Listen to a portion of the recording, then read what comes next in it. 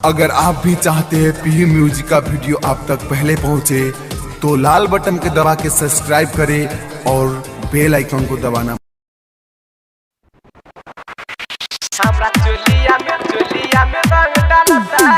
Presented by Pihu Music Darbhanga।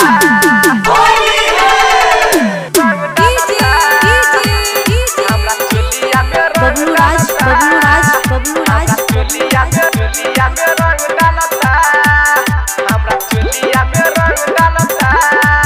जब से बड़ा के मन करता हमरा चोलिया में रंग डालता, हमरा चोलिया में रंग डालता।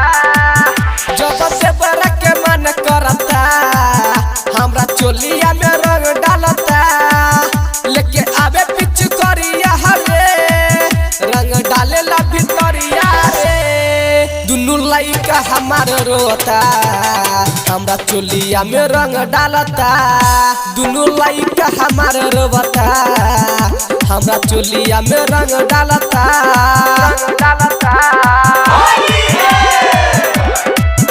Presented by Pihu Music Darbhanga।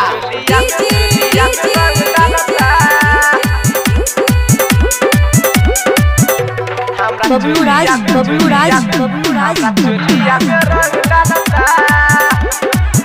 थक जो बना हमार डाले रंग बगुला तोरा तन को शरम न बुझाई।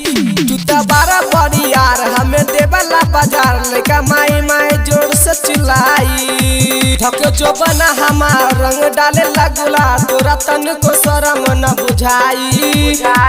तू तो बारा बड़ी यार हमके देवला बाजार लेका माई माई जोर से चिल्लाई। तू बोला बेलू तू अरिया पर रंग डाले कमरिया पर, दुनु गलब हमार दुखता हमरा चोलिया में रंग डालता।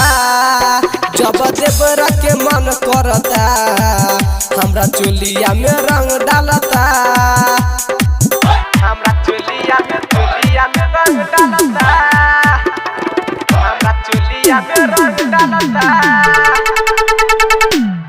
रंग डालता।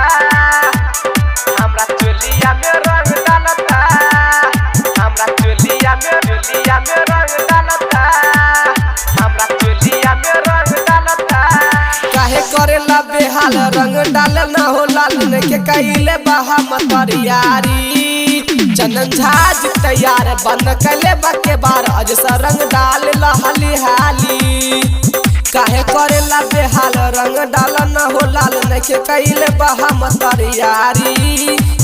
चंदन झाज तैयार बंद कले बके बार अज सो रंग डाल लहली हाली। गीत लिखले बाज दे बारे गावे देखल अज सबारे। जब देवरा के मन करता हमरा चोलिया में रंग डालता, जब देवरा के मन करता हमरा चोलिया में रंग डालता।